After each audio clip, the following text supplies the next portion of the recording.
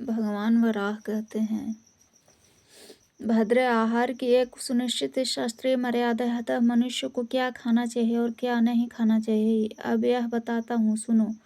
माधवी, जो भोजन के लिए उद्धत पुरुष मुझे अर्पित करके भोजन करता है, उसके अशुभ कर्म ही क्यों न हो, फिर भी वह धर्मात्मा ही समझा जाने योग्य है। धर्म के जानने वाले पुरुष को प्रतिदिन धान, यव आदि सब प्रकार के साधन में सहायक अन्न से निर्मित आहार का ही सेवन करना चाहिए। अब जो साधक में बाधक है तुम्हें उन्हें बताता हूँ। जो मुझे अपवित्र वस्तुएं भी निवेदन करके खाता है, वह धर्म एवं मुक्ति परंपरा के विरुद्ध महान अपराध करता है, चाहे वह महान तेजस्वी ही क्यों न हो। यह मेरा पहला भागवत अपराध है। अपराधी का अन्न मुझे बिल्कुल नहीं रुचता। जो दूसरे का अन्न खाकर मेरी सेवा या उपासना करता है, यह दूसरा अपराध है। जो मनुष्य स्त्री संग करके मेरा स्पर्श करता है, उसके द्वारा होने वाला है तृतीय कोटि का सेवा अपराध है। इससे धर्म में बाधा पड़ती है। वसुंधरे, जो रजस वाला नारी को देखकर मेरी पूजा करता है, मैं इसे चौथा अपराध मानता हूँ। जो मृतका का स्पर्श करके अपने शरीर को शुद्ध नहीं करता और अपवित्र अवस्था में ही मेरी सपर्या में लग जाता है, वह पांचवा अपराध है, जिसे मैं क्षमा नहीं करता। वसुंधरे, मृतक को देखकर बिना आचमन किए मेरा स्पर्श करना छठा अपराध है। पृथ्वी, यदि उपासक मेरी पूजा के बीच में ही शौच के लिए चला जाए, तो वह मेरी सेवा का सातवां अपराध है।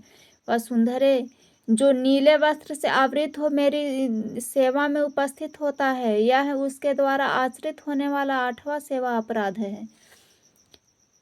जगत को धारण करने वाली पृथ्वी, जो मेरी पूजा के समय अनुचित अनर्गल बातें करता है, यह मेरे सेवा का नवा अपराध है। वसुंधरे, जो शास्त्र विरुद्ध वस्तु का स्पर्श करके मुझे पाने के लिए प्रयत्नशील रहता है, उसका यह आचरण दसवां अपराध माना जाता है। जो व्यक्ति क्रोध में आकर मेरी उपासना करता है, यह मेरी सेवा का 11वां अपराध है। इसे मैं अत्यंत अप्रसन्न होता हूँ। वसुंधरे, जो निषिद्ध कर्मों को अपवित्र मानकर मुझे निवेदन करता वह 12वां अपराध है। जो लाल वस्त्र या कुसुम रंग के वस्त्र पहनकर मेरी सेवा करता वह 13वां सेवा अपराध है। धरे, जो अंधकार में मेरा स्पर्श करता है, उसे मैं 14वां सेवा अपराध मानता हूँ। वसुंधरे, जो मनुष्य काले वस्त्र धारण करके मेरे कर्मों का संपादन करता है, वह 15वां अपराध है। जगतधात्री, जो बिना धोती पहने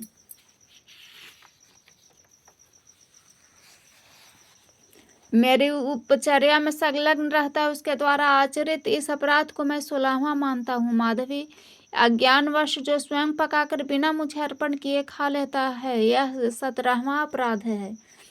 वसुंधरे, जो अभक्ष भक्षण करके मेरे शरण में आता है, उसके इस आचरण को मैं 18वां सेवा अपराध मानता हूँ। वसुंधरे, जो जलापाद का मांस भक्षण करके मेरे पास आता है, उसका यह मेरी दृष्टि में 19वां अपराध है। जो दीपक स्पर्श करके बिना हाथ धोए ही मेरी उपासना में संलग्न हो जाता है, जगतधात्री, उसका वह कर्म मेरी सेवा का 20वां अपराध है।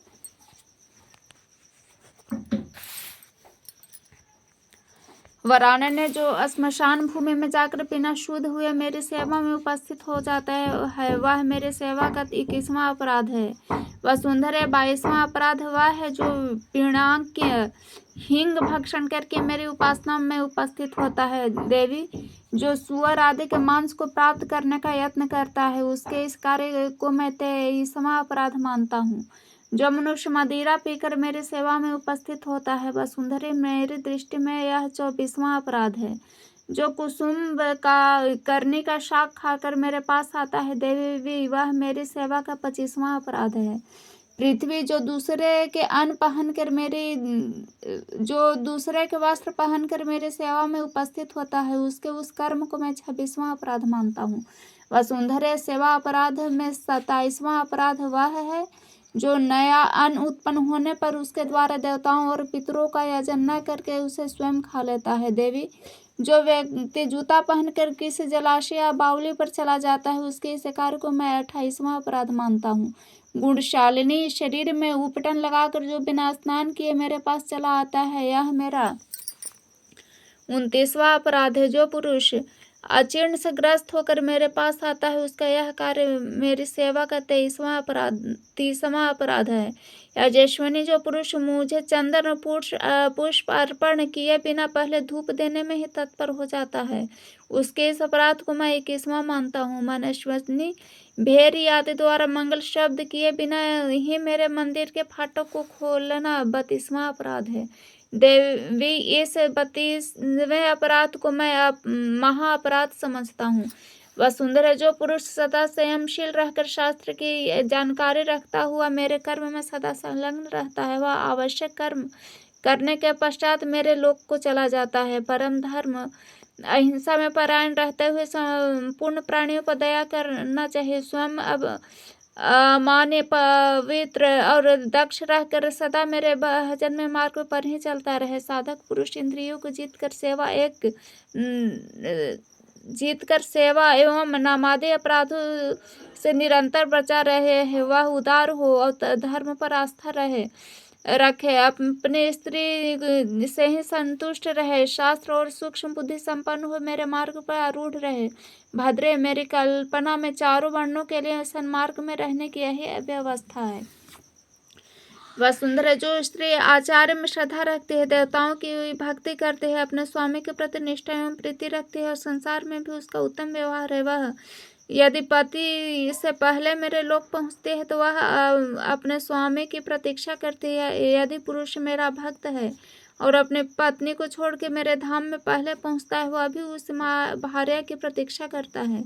देवी, अब कर्मों के दूसरे उत्तम कर्म को तुम्हारे सामने व्यक्त करता हूँ। सुमुखी, ऋषि लोग भी मेरी उपासना में स्थित रहते हुए भी मेरा दर्शन पाने में असमर्थ है। स्थिति में मेरे कर्म परायण अन्य मनुष्यों की तो बात ही क्या है। माधवी, जो अन्य देवताओं में श्रद्धा रखते हैं उनकी बुद्धि मारी गई है, वे मूर्ख मेरे माया के प्रभाव से मुग्ध है, उनके चित्त में पाप भरा हुआ है, ऐसे व्यक्ति मुझे पाने के अधिकारी नहीं है।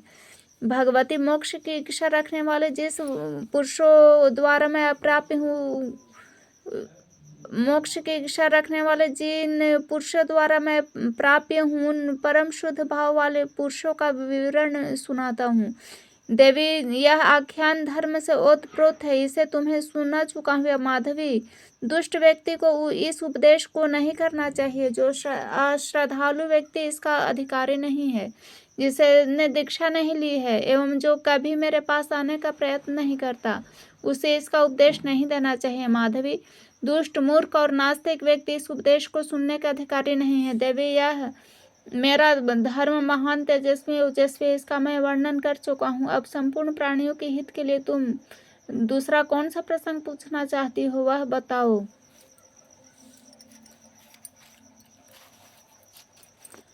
भगवान वराह बोले, भद्रे, अब मैं प्रायश्चितों का तत्वपूर्ण वर्णन करता हूँ, तुम उसे सुने। भक्त को चाहिए कि मंत्र विद्या की सहायता से यथावत सभी वस्तु मुझे अन्य देवताओं को अर्पण कर फिर आगे कहे जाने वाले मंत्र उच्चारण कर दियट का काष्ठ उठाना चाहिए। दीपकाष्ठ का भूमि स्पर्श करना आवश्यक है, अतः जब तक वह भूमि का स्पर्श न करे तब तक दीपक जलाना निषिद्ध है। दीपक जलाने के पश्चात हाथ धो लेना चाहिए, तत्पश्चात पुनः इष्ट देव के पास उपस्थित होकर सर्वप्रथम उनके चरणों की वंदना करनी चाहिए। फिर आगे जाने वाले मंत्र भाव से भगवान को दंत धामन देना चाहिए। मंत्र का भाव यह है, भगवान, प्रत्येक भुवन आपका स्वरूप है, आपके द्वारा सूर्य का तेज भी कुंठित रहता है, आप अनादि अनंत और सर्व स्वरूप है, यह दंत धामन आप स्वीकार कीजिए।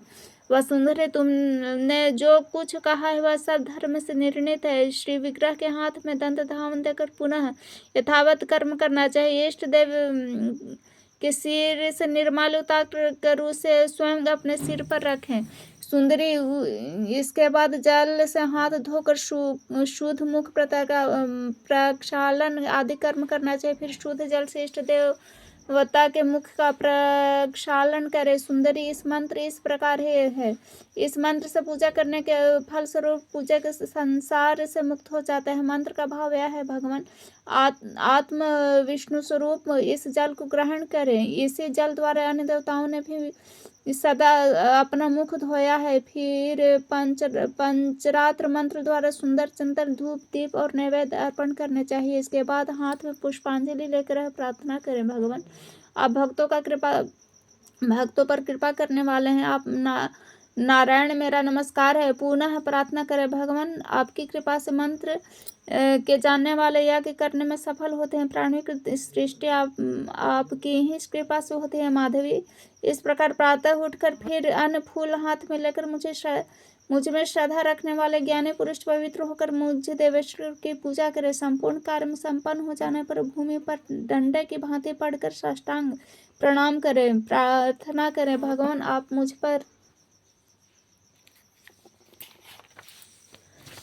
प्रसन्न हो जाए। फिर सिर पर अंजलि रखकर निम्नलिखित प्रार्थना करनी चाहिए। भगवान, शास्त्रों के प्रभाव से आपकी जानकारी प्राप्त हो जाने पर साधक कि यदि आपको पाने की इच्छा और चेष्टा है तो आप उससे प्राप्त हो जाते हैं। योगियों को भी आपकी कृपा से ही मुक्ति सुलभ हुई।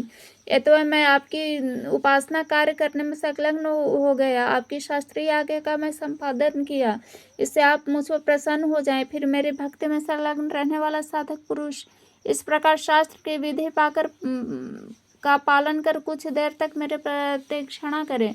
मेरा भक्त कोई भी क्रिया उतावलेपन से न करे। इस प्रकार सभी कार्य संपन्न कर मेरे भक्ति में दृढ़ आस्था रखने वाले पुरुष दृढ़ तथा तेल से मेरा भंजन करे। कार्य संपादन करने वाले मंत्रज्ञ व्यक्ति तेल, घृत आदि स्नेह पदार्थों को लक्ष्य कर एकाग्रचित चित्त से इस प्रकार उच्चारण करे। लोकनाथ, प्रेम के साथ मैं इस निम्न पदार्थ लेकर आपको अपने हाथ से अर्पण करता हूँ। इसके फलस्वरूप संपूर्ण लोकों में मुझे आत्मनिसिद्धि प्राप्त हो जाए। भगवान, आपको मेरा बारंबार नमस्कार है। मेरे मुख जो अनुचित बात निकल गई हो उसे क्षमा कीजिए।